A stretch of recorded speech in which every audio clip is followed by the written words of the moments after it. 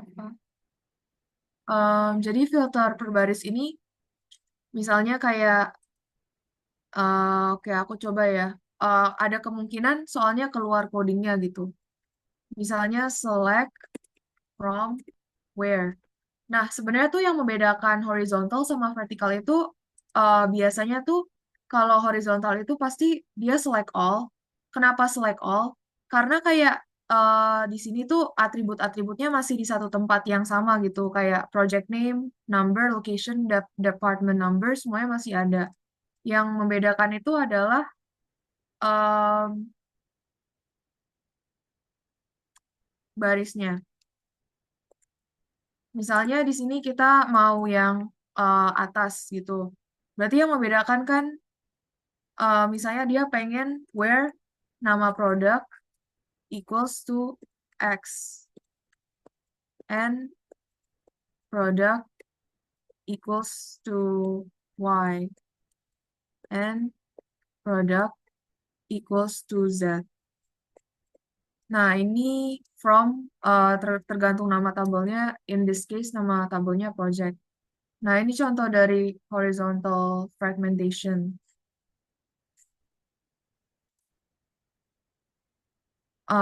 Kalau vertikal itu misalnya kita coba ya, select from. Nah, kalau misalnya vertikal ini tuh nggak pakai where. Ada yang bisa nggak di sini nebak kenapa nggak pakai where? Nah, alasan kenapa nggak pakai where karena em, pas di query SQL-nya kita kan nggak memfilter per baris. Kalau per baris kan biasanya pakai where. Makanya biasanya kalau vertikal itu pembedanya itu dia atributnya yang ada. Misalnya bukan select all lagi.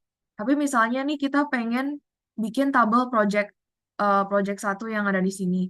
Itu berarti select P number budget from nama nama tabelnya misalnya proj gitu. Jadi nih, jadi ini untuk query-nya, untuk membuat vertical fragmentation. Mungkin itu sih pelajari aja kayak query create view sama query where itu. Ini untuk tabelnya, ini untuk penjelasannya kalau horizontal sama fragmentation bedanya di mana. Mungkin kita lanjut aja ya ke ini ada studi kasus yang aku bikin.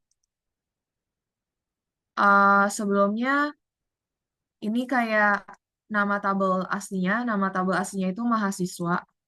Nah, pertama misalnya disuruh untuk horizontal fragmentation.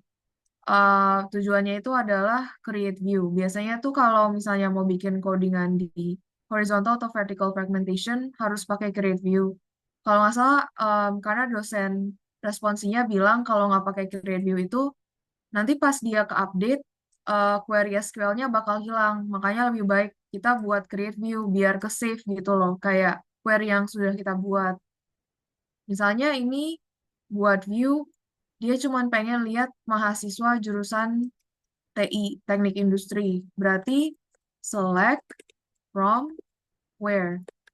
Di sini kan dia cuma mau lihat jurusan Teknik Industri ya.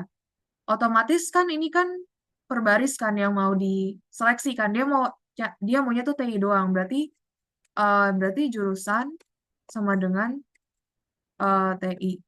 Jangan lupa ini.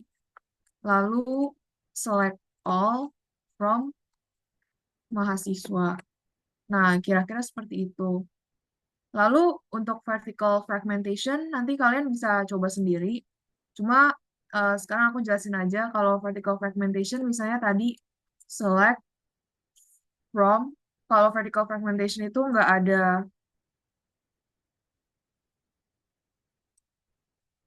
where.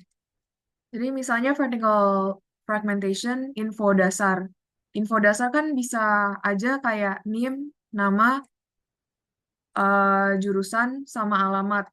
IPK enggak atau mungkin mau info dasarnya cuma NIM, nama sama alamat seseorang. Berarti kita bisa pilih NIM, nama, alamat from nama tabelnya. Di sini nama tabelnya mahasiswa. Nah, terus ada juga selain horizontal sama vertical fragmentation, ada yang namanya mixed fragmentation. Bedanya apa sih? Kalau di mixed fragmentation ini berarti select-nya juga kalian memilih atributnya.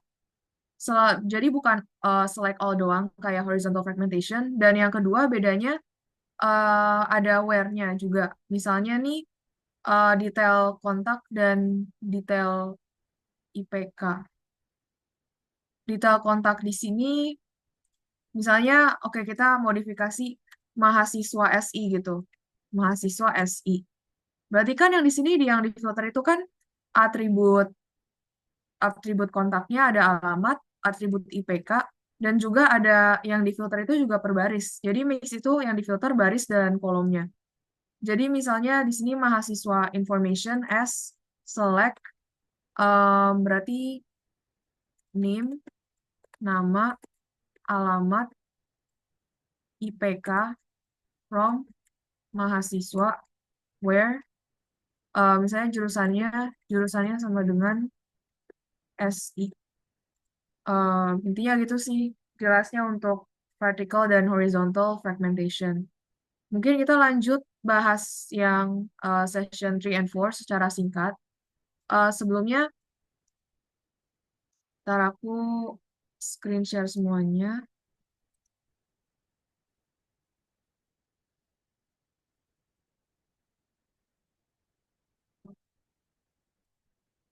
Sebelumnya aku sempat lihat ini yang advanced concepts ini. Untuk jelasnya sih ini lebih ke teori aja sih. Ada distributed deadlock, 2PC, 3PC. Cuman aku udah buat ringkasannya.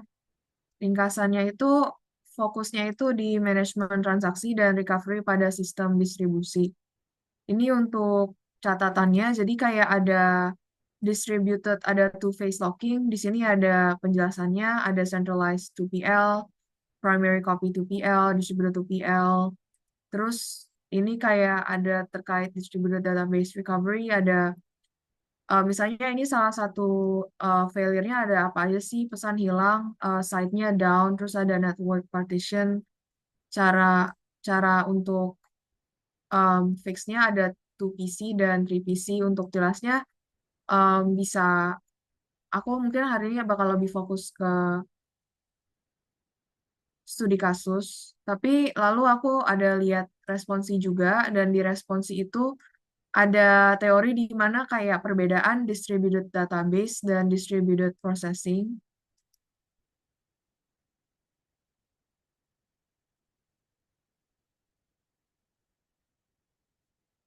Yang paling perlu diingat mungkin perbedaan antara keduanya dan pro dan kontranya antara pakai distributed database sama distributed processing.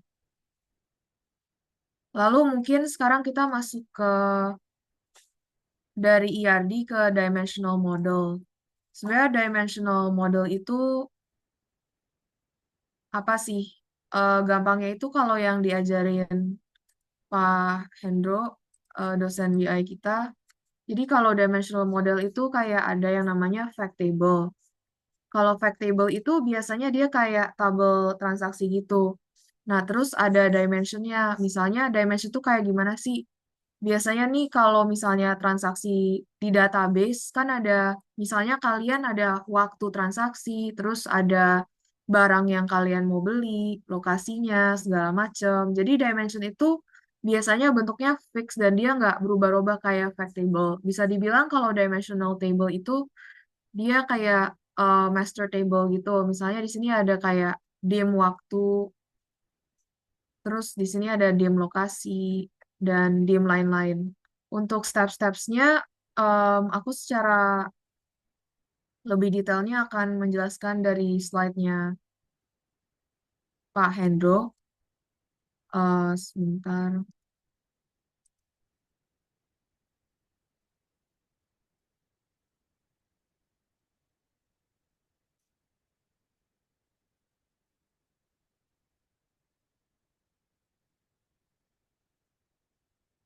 Jadi ini misalnya ER two dimensional model.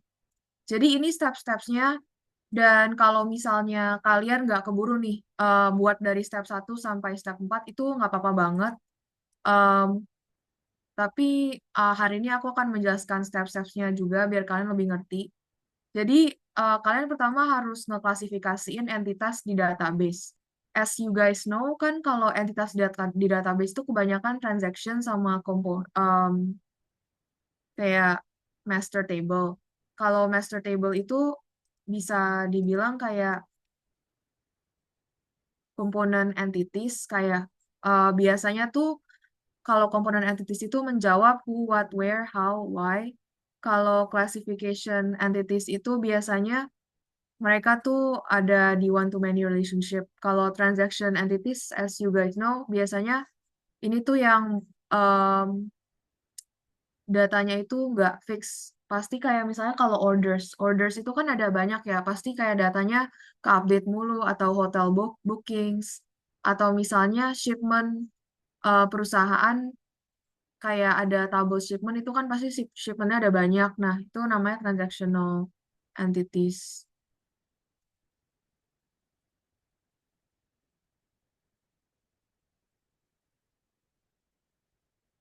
Nah, di sini misalnya kita ambil contoh ya, kayak yang mana yang termasuk fakta table. Kalau fakta table, biasanya dia transaction.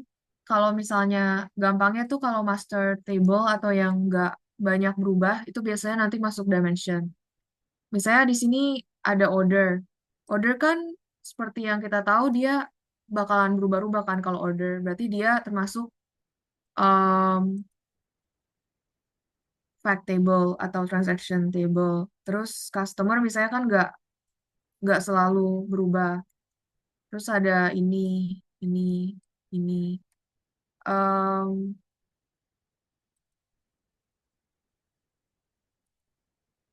Kalian bisa coba sendiri dan ini hasilnya. Di sini bisa dilihat ini ternyata transaction table. Oh, ternyata kalau customer dan retail dan employee itu masuknya ke komponen. Terus ada classification table juga. Nah, setelah kalian mengklasifikasi table-table ini, sekarang selanjutnya kayak kalian harus desain star skemanya. Jadi di sini kayak intinya kalau star skema itu apa sih yang mendefinisikan sebuah star skema? Sebentar. Yang mendefinisikan itu kayak di tengah-tengah pasti selalu ada fact table dan di yang lainnya itu namanya dimensional table. Misalnya di sini ada order item fact, terus ada dimensional table-nya, ada customer dimension, product, retail, date, employee, order, dan lain-lainnya. Em,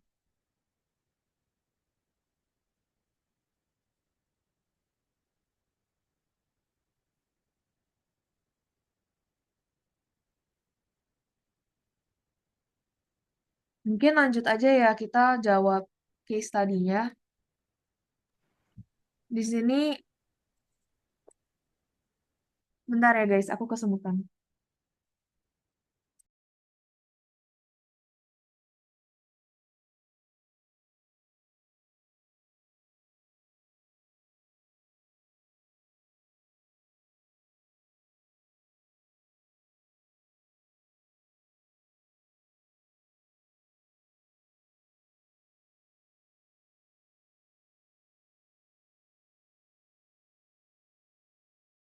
Bentar ya guys, aku cari soalnya dulu. Oh, nggak ada.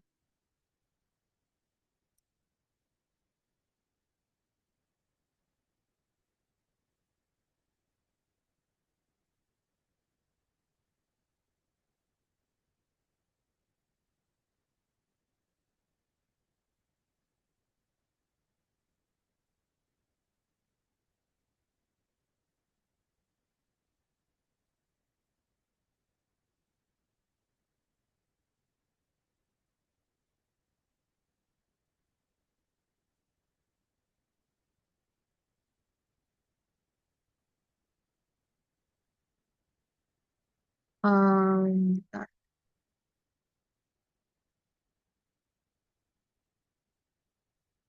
Oke, di sini ada soal kuisnya. Misalnya nih kayak di sini intinya ada ini soal studi kasus yang pertama, ini soal studi kasus yang kedua. Untuk jawabannya aku udah bikin. Jadi misalnya kan di sini ada kalian bisa lihat ada sales, ada orders. Nah, di sini kalau kalian udah baca, ini yang menjadi fact table atau transaction table biasanya kan yang sering berubah-ubah. Berarti orders dan di sini sales. Nah, setelah kalian menentukan, yang kalian harus lakuin adalah menentukan, mendeklarasikan grain. Grain itu sebenarnya apa sih? Nih, misalnya nih, kayak, oke, kalau berdasarkan em, PPT dosen, step-stepnya itu harus milih proses bisnisnya dulu. Nah, setelah milih proses bisnis, mendeklarasikan grain. Grain itu kayak fakta-fakta apa sih yang ada em, di dalam apa sih nanti star schema yang kita mau buat.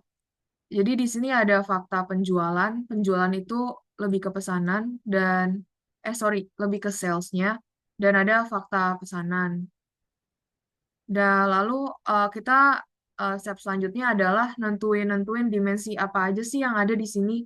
Misalnya di sini kan kalau bisa kalian lihat dari study case-nya, di sini ada time, ada waktu, ada 3 month, 6 month, yearly. Terus habis itu ada customer kan, for each customer. Terus ada region, lokasi. Lokasi di sini bisa regionnya, provinsi apa. Lalu yang kedua, kalian juga bisa lihat ada informasi agent. Jadi berarti ada dimensi agent.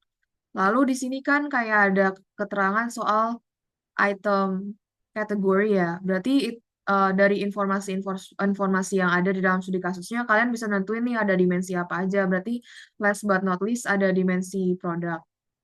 Nah, setelah kalian nentuin dimensinya, kalian harus ngeidentifikasiin di fact table itu ada apa aja sih. Maksudnya kayak yang berhubungan dengan dimensinya. Misalnya kayak kalau sales di sini em, bisa dilihat dari study case-nya, dia pasti berhubungan dengan dim lokasi, terus dim customer, dim agent, dan last but not least juga dim produk. Nah, em, habis itu kalian tinggal gambarin step 4-nya kayak tinggalin gambar fact orders-nya aja, gambarin apa sih star skemanya gitu. Nah, di sini kalau kalian bisa lihat ada fact order, terus keep in mind untuk ID PK itu nggak nggak harus ada di fact table. Misalnya fact table itu kayak contohnya order di sini. Di sini kan semuanya pakainya kan ID yang ada di dimensi dimensi yang berhubungan kan. Misalnya di dimensi time ada primary key-nya ID waktu, dimensi produk ada ID produk, pelanggan ada ID pelanggan dan so on. Nah, biasanya tuh kalau di fact order itu isinya selain ada keterangan keterangan yang ada total harga pesanan misalnya atau rata-rata waktu pengiriman itu biasanya mereka nggak pakai PK, mereka pakainya FK dari dimensional table-nya.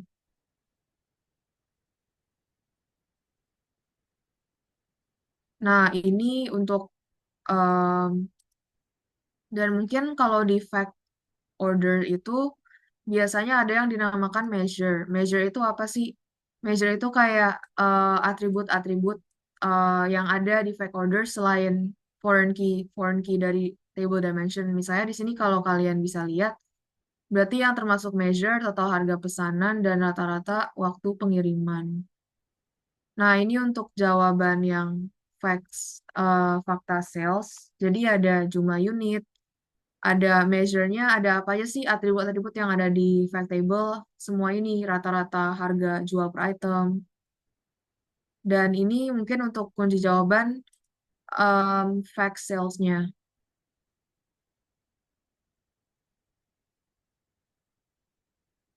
Nah, mungkin kalau kalian lihat di quiz dosen kita, ini kan ada dua study case ya. Yang pertama itu Dia itu nentuin berdasarkan study case doang, yang kedua itu berdasarkan ER diagram.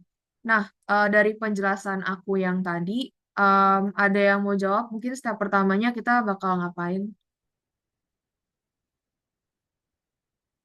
Jadi, yang bakal kita lakuin, step pertama itu kita bakalan nentuin kayak, ini kan ada F order lines, F orders, F customers, staff, dan lain-lain. Pertama, kita harus mengklasifikasi entitas yang termasuk transaction dan yang termasuk komponen dan classification. Sebenarnya kalau komponen dan classification ini maksudnya intinya kayak master table-nya sih kalau mau gampangnya. Jadi kayak kalau mau gampangnya ya kalian klasifikasiin aja antara yang transaction dan yang master entities apa aja. Kalau di sini bisa dilihat yang termasuk em, transaction itu kan biasanya yang berubah-ubah ya. Kalau order kan dia pasti kayak sering berubah. Lalu orders juga dia sering berubah. Dan yang terakhir itu kayak shift assignment, maksudnya kayak staff kan setiap hari punya shift yang berbeda-beda. Pasti kan jadwal shift kan juga berubah-ubah. Jadi setelah kalian mengidentifikasi entitas-entitas yang ada, step kedua adalah designing the high level star schema. Nah, pertama yang kalian harus tentuin itu kalian tentuin fact table-nya. Di sini ini berdasarkan transaction entities. Misalnya kan di sini ada kayak untuk pesanan makanan, dia pasti punya um, fact table dengan F orders gitu, order fact. Lalu kayak ada shift-nya staff juga.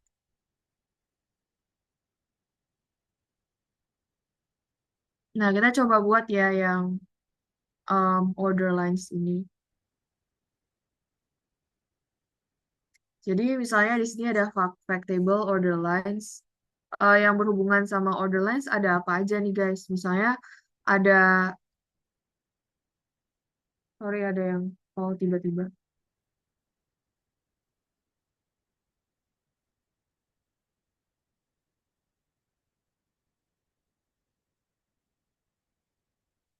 Em, Misalnya di sini kan berkaitan sama ada food items, ada quantity, terus ada order number. Berarti berkaitan dengan dim order, uh, dimensional table food items, sama customer dan staff juga ada kan.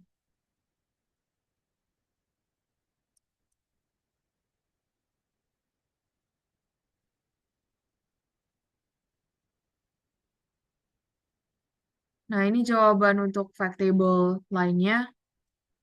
Mungkin kita lanjut aja ke materi berikutnya.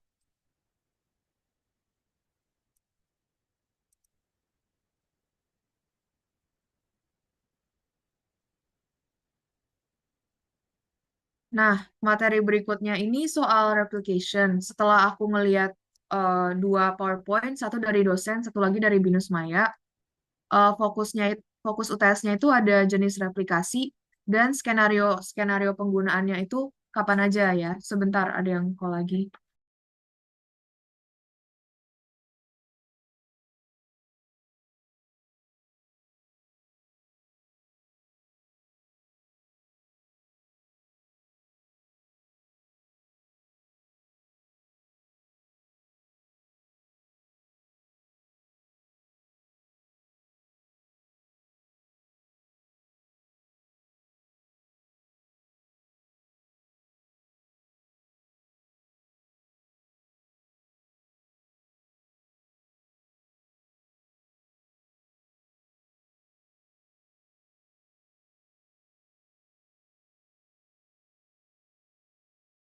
Nah, kita masuk ke jenis-jenis replikasi yang ada, guys. Kalau jenis-jenis replikasi itu utamanya itu ada synchronous, synchronous, asynchronous, master slave, sama multi slave. Nah, kalau synchronous sama asynchronous, kalian gampangnya kayak gini aja. Kayak pelajaran di Binus Maya. Di Binus Maya kan kalau synchronous kan kayak sesi di kelas kan. Kalau sesi di kelas berarti yang secara langsung ngajar.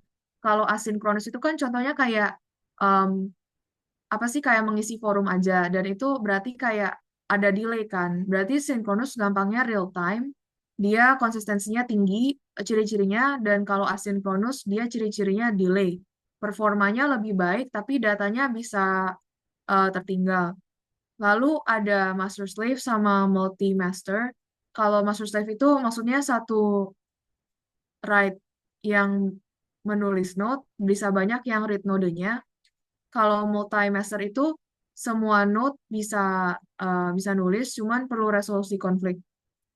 Nah, kalau untuk studi kasus, aku akan bahas sekarang. Bentar ya, aku cari.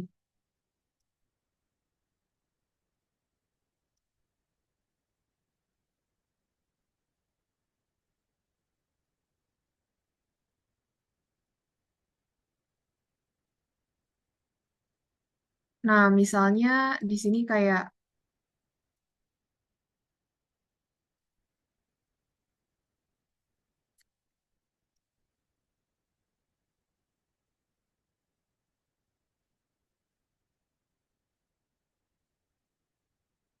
oke, udah bisa, guys.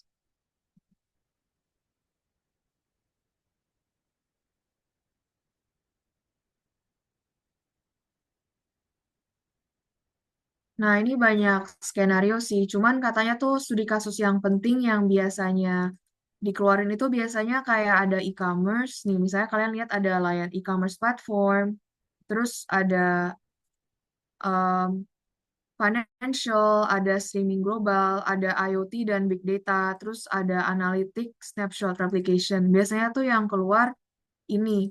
Dan replikasi yang sering banget dipakai itu ini. Intinya kuncinya itu aja.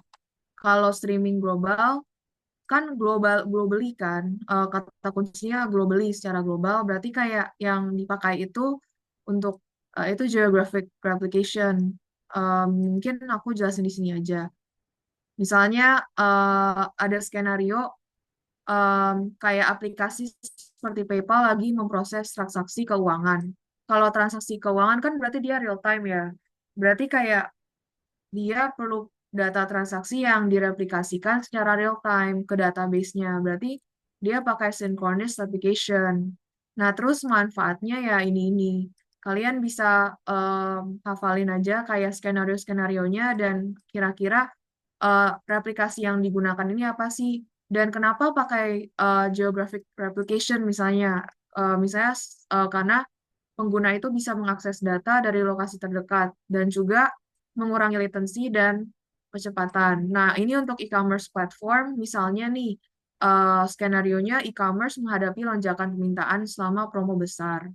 Berarti replication-nya itu dia pakai master slave. Master slave itu maksudnya satu database master, dia nanganin transaksinya. Lalu beberapa slave-nya menangani query read seperti pencarian produk. Manfaatnya itu membagi beban query read ke database slave, meningkatkan kinerja, dan mencegah overload di database master. Untuk materinya udah aku share ke PIC, nanti tinggal kalian baca-baca ulang. Eh, lalu last but belum last sih. Lalu ada Olapcube. Kalau Olapcube nanti aku belum di-share sebentar.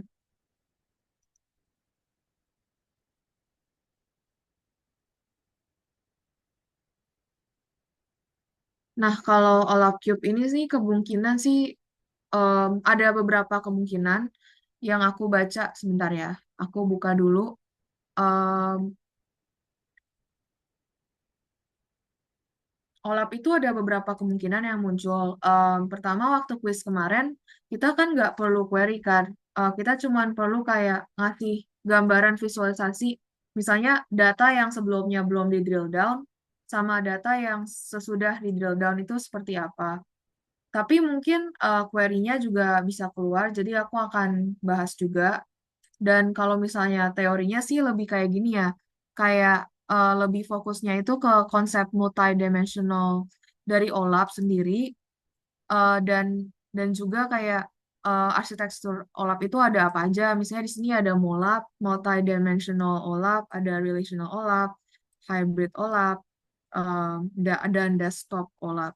Untuk contoh OLAP sendiri tuh kayak gini. Jadi tuh kayak ada dimension, misalnya di sini ada dimension time, ada dimension location, terus ada dimension items.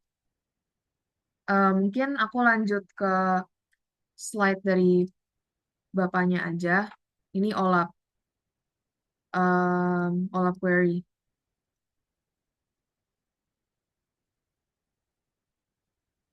Jadi ada,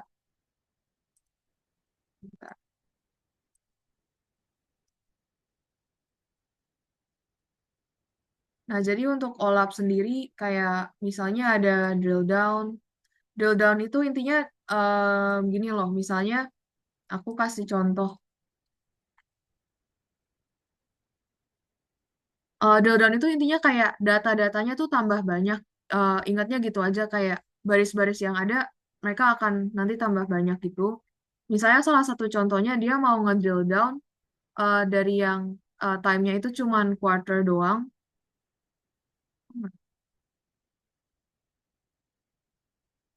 Dari yang cuma quarter, dia bakalan nge-drill down jadi kayak jadi bulan gitu. Misalnya ini dari yang quarter one misalnya dari Januari ke April gitu. Terus quarter two dari Mei ke Agustus dan quarter three dari September ke Desember. Misalnya kayak gitu sih kalau konsep drill down. Em, Lalu ada roll up. Roll up ini intinya kebalikannya dari drill down. Misalnya nih di sini dia pengen make the data more less detailed gitu. Dalam kasus ini,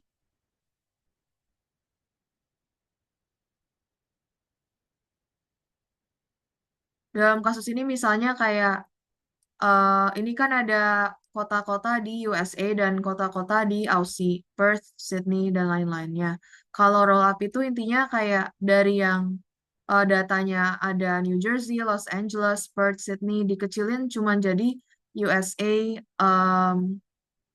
dan Australia gitu. Lalu untuk slice, em, ini kayak ada separate table dan mungkin ini kayak misalnya contohnya ada fakta penjualan, dim produk, dim waktu, dim lokasi. Lalu ini kayak misalnya kalian mau drill down. Drill down apa nih misalnya? Misalnya dari fact table penjualan. Dari yang tahun ada tahun, kuartal, total penjualan. Kayak di drill down gitu ke bawahnya. Jadi kayak jadi ada bulannya gitu. Januari, Februari. Dan ini untuk codingnya. Biasanya tuh kalau misalnya coding drill down itu dia em, dia itu ada sum, kayak ada sumnya gitu. Kalau slice itu biasanya ada join on gini sama ada group by. Kalau dice itu biasanya kayak kayak gini coding SQL-nya. Kalian juga mungkin perlu pelajarin coding SQL-nya di sini.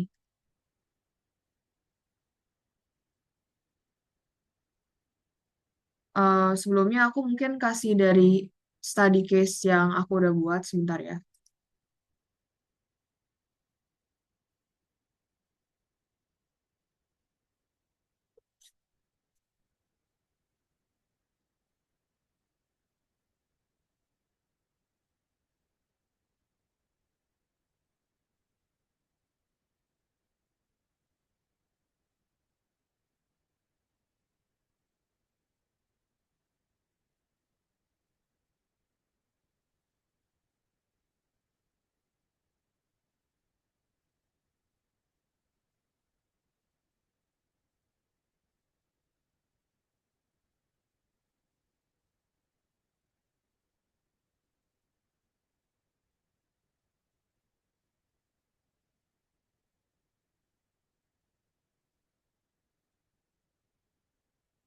Oke, misalnya ini ada contoh soalnya, terus kita mau ngelakuin drill down. Misalnya nih yang sebelumnya ini Drill down-nya tentukan data jumlah pasien dan total pendapatan per kuartal di tahun. Sebelumnya aku mau make sure kayak ini sticky notes-nya kelihatan nggak? Bentar, stop share. Nah, mungkin kita sekalian sambil belajar query-nya juga. Jadi kalau misalnya drill down di sini kayak berarti kan select from where. Nah, misalnya kita mau show data kuartal yang ada di rumah sakit. Berarti kan perlu select jumlah pasien, terus kuartal berapa, lalu total pendapatan.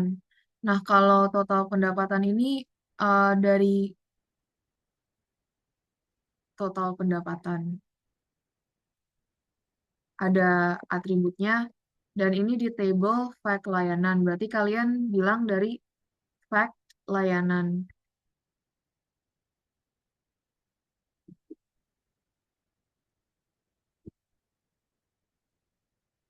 Nah, intinya seperti ini sih untuk coding drill down. Nah, sebelum drill down ya. Nah, untuk setelah drill down berarti em, nah kalian join on dari table bulan nih. Berarti from join on gitu. Misalnya berarti di sini kan ada eh, kuartal, ada bulan, ada total pasien sama total pendapatannya. Berarti di sini select-nya ada kuartal, ada bulan, ada total pasien, lalu ada total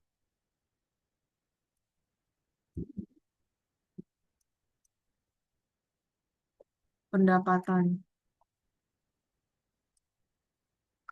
From-nya berarti dari from fakta layanan, terus table yang di-join apa nih? Kan di sini kan berarti kalian mau nge-drill down dari quarter, ada bulan juga kan, berarti dari dim waktu.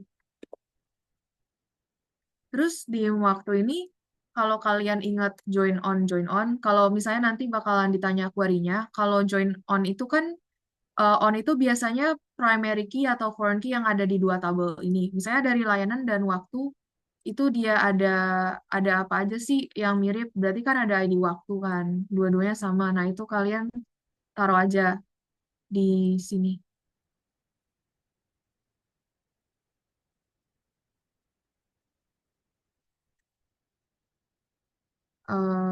ID waktu.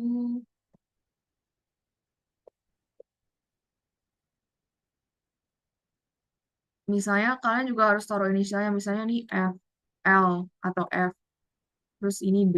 Berarti ID waktu eh, F sama dengan ID waktu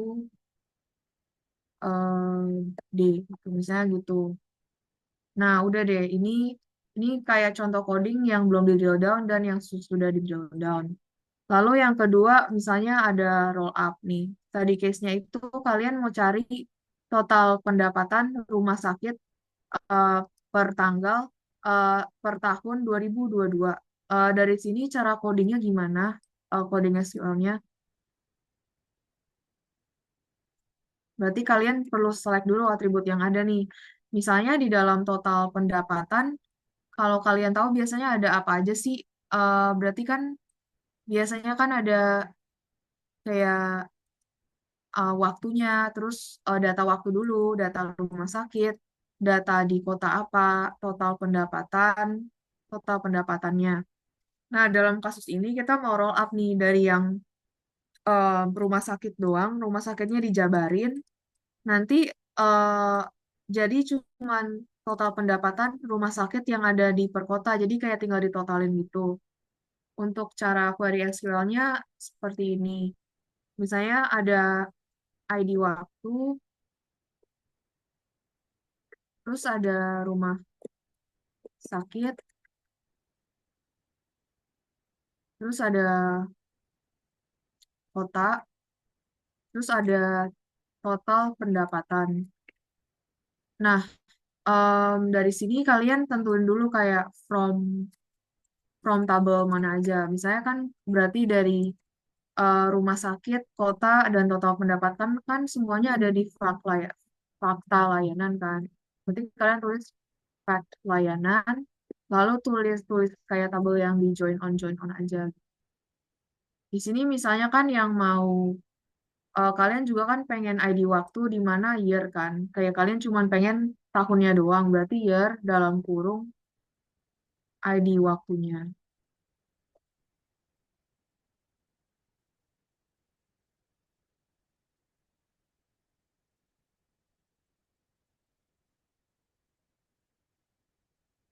Berarti tinggal join di lokasi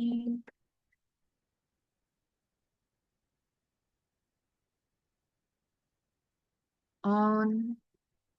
Misalnya dari fakta layanan sama mungkin ini query-nya kalian pelajari sendiri aja kali ya, karena aku takut kelamaan. Tapi intinya contoh dari drill down itu misalnya kalian pengen lihat total pendapatan per tahun di rumah sakit tahun 2022, kalian ganti jadi total pendapatan per tahun per kota tahun 2022, misalnya gitu. Mungkin sekarang aku masuk ke bab yang terakhir, yaitu ada kan ada olap cube. Lalu yang terakhir itu nanti aku bakal share screen data mining predictive modeling. Sebelumnya aku bakal share screen dulu materinya sebentar ya.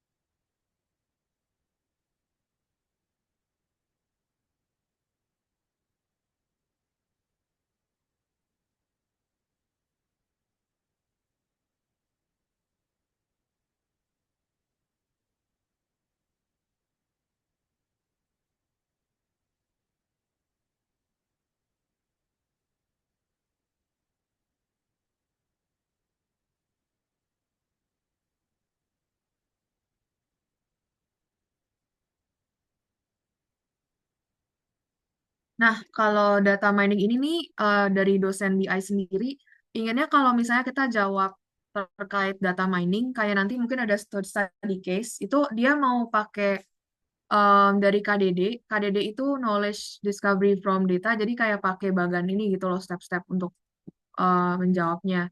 Nah, mungkin kita masuk dulu dari analisis teknik dari data mining ada apa aja.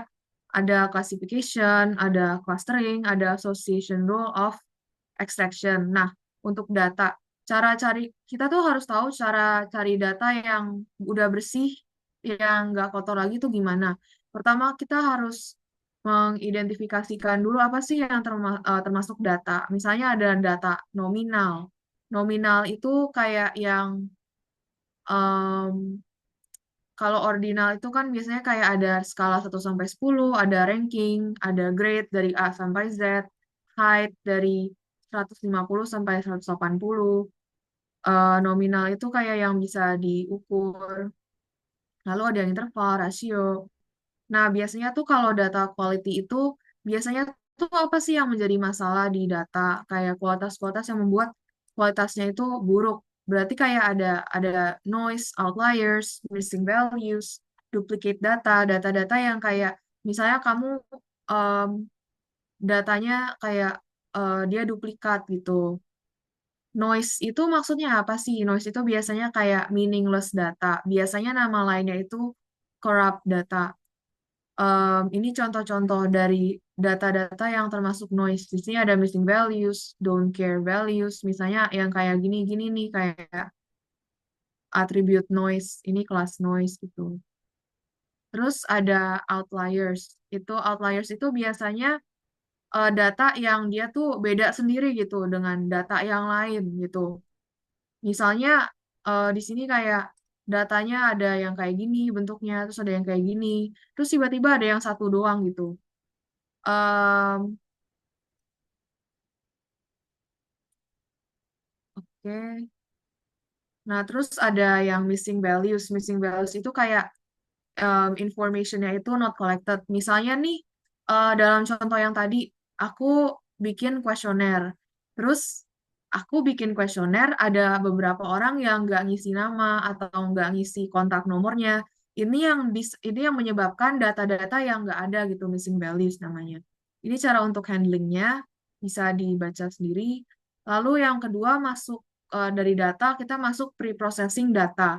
Nah, pre-processing data ini ada tiga, tiga cara gitu. Ada data cleaning, ada data transformation, dan data reduction.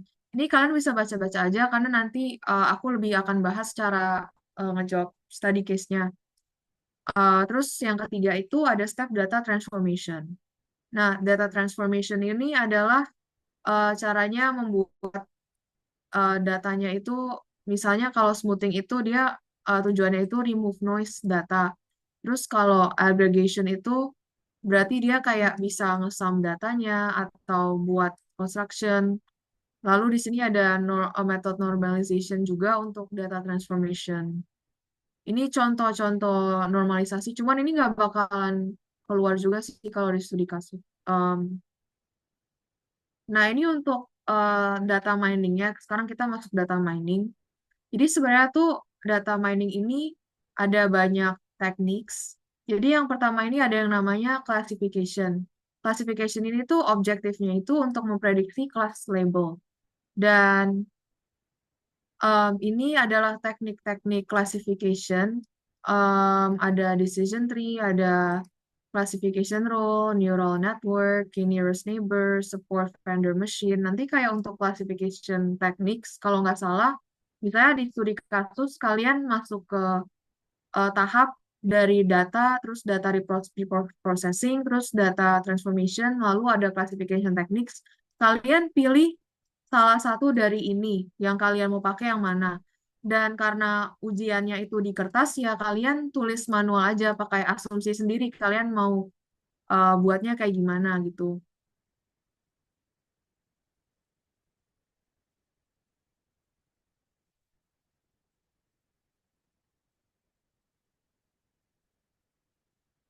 Oke, mungkin.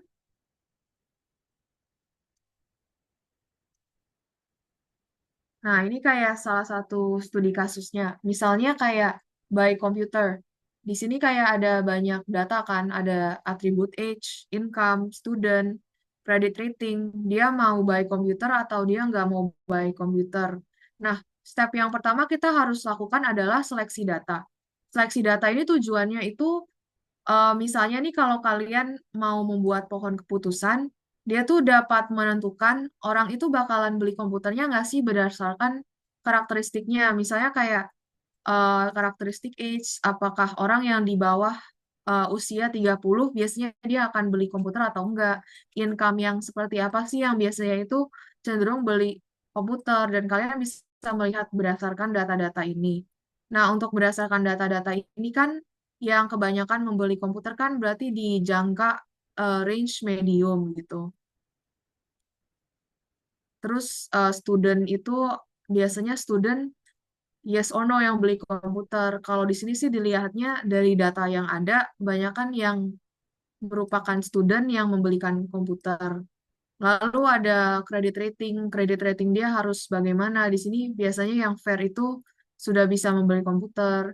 Dan base komputer ini menjadi target klasifikasi kita. Misalnya tuh dari seleksi data, kita tuh harus nentuin target klasifikasi kita yang mana sih, yang menjadi kayak end goal kita. Berarti kan base komputer kan dalam kasus ini. Nah, terus masuk ke step selanjutnya yaitu pre-processing data. Jadi pre-processing data ini dari data-data yang ada, kita harus cek missing values-nya ada atau enggak. Dalam kasus ini sih nggak ada missing values ya. Terus kayak format data, semua atributnya itu harus bersifat kategorikal, baru cocok untuk ID3. Lalu normalisasi ini sih nggak diperlukan ya, karena semua atribut itu dia sudah dalam format yang sesuai. Lalu masuk ke transformasi data. Untuk saat ini sih belum ada perubahan signifikan karena atribut-atributnya udah berbentuk kategori. Lalu lanjut lagi nih ke bagian data mining. Nah, data mining ini yang tadi kalian mau kayak pakai apa? Misalnya pakai classification teknik apa, ada K-neural network segala macam. Nah, dari di sini tuh kita pakai decision tree lah ya. Nah, ini langkah satu itu menghitung entropi awal gitu. Total yes-nya mana, total no-nya berapa, terus dari semua total sampel yang ada. Ini sih harusnya kayak kalian nggak harus hafalin rumus matematika ini sih. Kalian tentuin aja mau pakai classification yang mana. Terus kalian intinya kayak ingat aja step-step classification itu ada apa aja. Dalam kasus decision tree, kayak kalian misalnya pakai decision tree, berarti kayak ada step-step menghitung entropi awal, terus ada menghitung information gain untuk setiap atribut.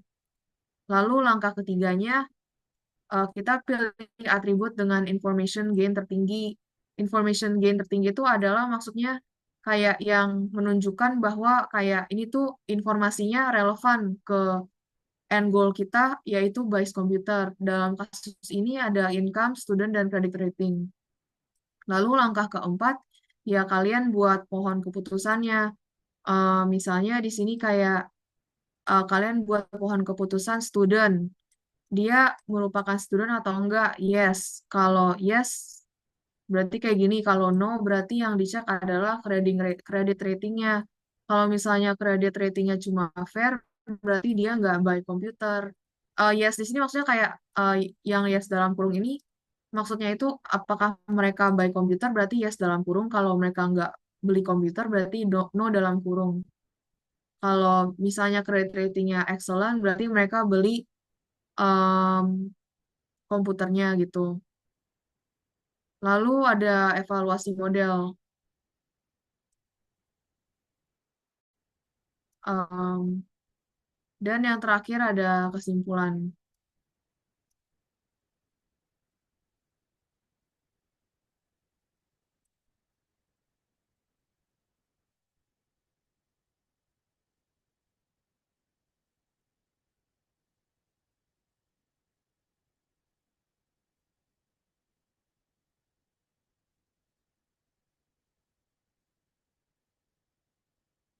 Mungkin jadi kalau misalnya aku mau nge-recap yang perlu kalian pelajarin aja, kalau advanced konsep sih lebih kayak ke konsep sebelum kita selesai kayak konsep-konsep two-phase locking itu kayak gimana, terus nanti kayak ada studies-nya, kalian coba pelajarin di itu eh, dosen responsinya di ADIM ada banyak jelasin soal ini yang uh, distributed BMS Advanced Concepts. Terus untuk horizontal and vertical fragmentation, intinya itu kalian hafalin aja kayak ciri-cirinya gimana. Kalau misalnya vertical fragmentation kan intinya yang dipisah itu kan kayak atribut-atributnya kan. Misalnya nih ada balik lagi kayak ada nih tabel kayak gini, ada banyak atribut kan. Nah, kalian pisah nih. Misalnya kalian bikin jadi dua tabel yang terpisah dengan atribut yang berbeda. Em, dan ini biasanya tuh dia itu em, nggak select all. Dia itu ada select kayak kuartal, bulan, total pasien, total pendapatan. Intinya atribut-atributnya itu diselect dan nggak ada where. Kalau misalnya yang horizontal itu intinya ada where gitu. Pasti select all from, abis itu where-nya. Nah, di where-nya ini kenapa ada where? Karena yang difilter itu per baris. Nah, terus ada yang mix. Kalau mix itu berarti kayak ada select, bukan select all, tapi ada select atribut-atributnya from, lalu ada spesifikasi where, itu berarti filter baris dan filter kolom. Um, Kemungkinan sih codingan ya. Lalu um, Kalau ER, kalau ERD ke dimensional model, itu kalian pelajarin aja kayak step-stepnya apa aja dari ERD, misalnya tadi klasifikasi data, klasifikasi entitas, lalu klasifikasi grain-nya, maksudnya kayak mengklasifikasi di fakta itu ada measure apa aja sih, lalu ke step selanjutnya sampai membuat star schema, lalu dari star schema nanti kalian akan desain OLAP-nya, jadi itu kayak soalnya kayak nanti kayak A, B, C. Lalu untuk data mining, predictive modeling kalian hafalin aja gitu kayak predictive modeling itu kayak gimana sih dan step-step tadi. Mungkin segitu dulu untuk responsi kali ini. Terima kasih. Oke, berarti ini sesi hari ini udah selesai ya, Kak? Iya, Jadi kita akan ada sesi dokumentasi. oke. Kalau misalkan kami shall bisa on cam nggak apa-apa. Tapi kalau nggak bisa nggak apa-apa. Mm, Eh, terima makasih kami shall akan aku foto dalam sesi, dalam hitungan 1, 2, 3. Terima kasih banyak kami Michelle udah mm, mengajar sesi kali ini. Iya, Semoga sesi kali ini bermanfaat bagi teman-teman semua. Makasih Kak mm, Michelle. iya, thank you.